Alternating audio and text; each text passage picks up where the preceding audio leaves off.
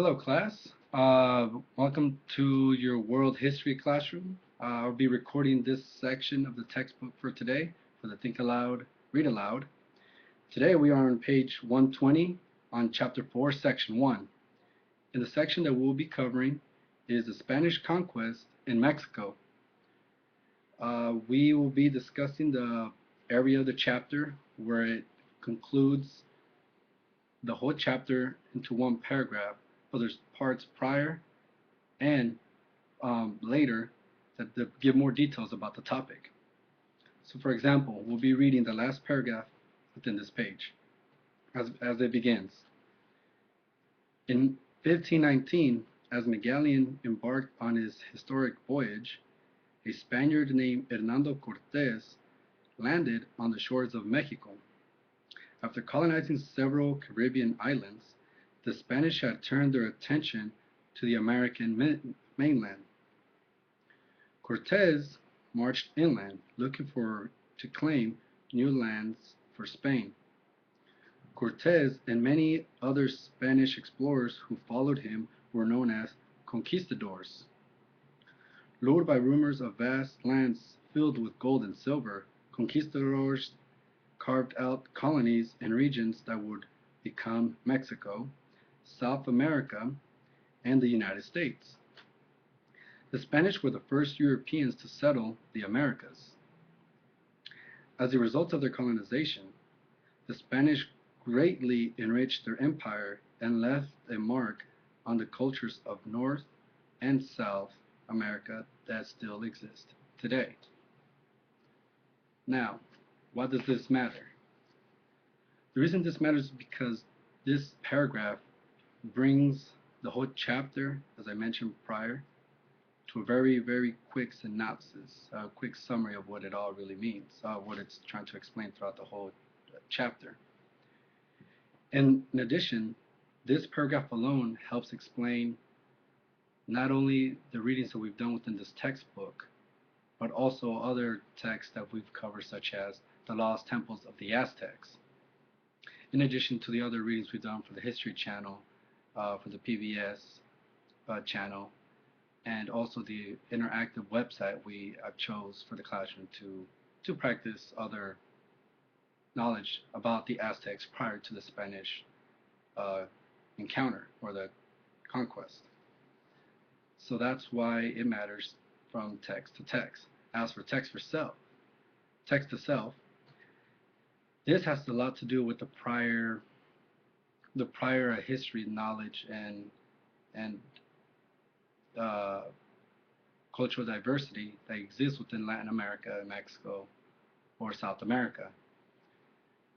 Many students in the class today are most likely from a Hispanic background, or as you could say, a Mexican background, or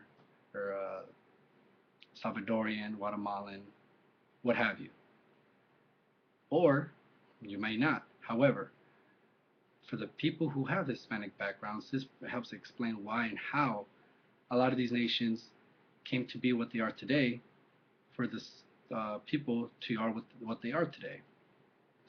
These nations were created from both the conquistadors that came and the civilizations that were there already prior. They both came together. They created new cultures, a new group of people, a new group way of thinking. And this has a lot of influence on what people are like today in many of those Latin American countries. So if you have a Hispanic last name, or if you speak Spanish, or if you come from a Catholic religion, or primarily if you just come from Mexico all the way down to Brazil, the Spanish conquest has a direct correlation or direct contact with that, direct linkage. That is why it connects the text to self. Now, from text to world, this connects to the world because these nations, they're fairly new.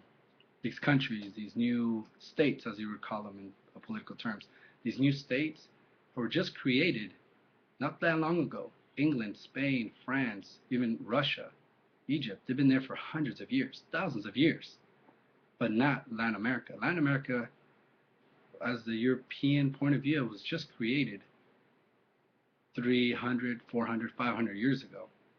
However, they've now become independent maybe for the last 200 years. In a political, historical timeline, that's very, very short. So these are very young nations, but very young nations with a large population. Mexico's still growing in population. Brazil's growing in population. Chile, Colombia, Honduras, El Salvador. These are all growing nations in population and in economical strength. And due to the fact that these countries have large political and economical power, it's very important to know the history and the background where these countries came from and where they are going, and see the pattern that these countries are all taking together, since they're all about the same age, relatively from one from another. They have similar backgrounds, similar language, religion, and many beliefs. Even though some countries might speak Portuguese and other countries might speak Spanish, they all have very similar backgrounds and stories, histories from one another. And they were all colonized or influenced by European nations. So that is why this is important to the world, because of the growing population and large political and economical power. To self, because of the background, culture, and religion that many students, such as you, might be, or if not, might be influenced or know somebody or group of people that are. And text to text, because this helps explain this textbook within this section, this chapter, and other similar readings we've done for the class. So, thank you for your time. If you need any other assistance, please feel free to contact me. Reread the page if you have to, or contact me whenever you can, and we'll find other ways or a better way for me to explain the text to text, text to self, and text to world. Well, thank you.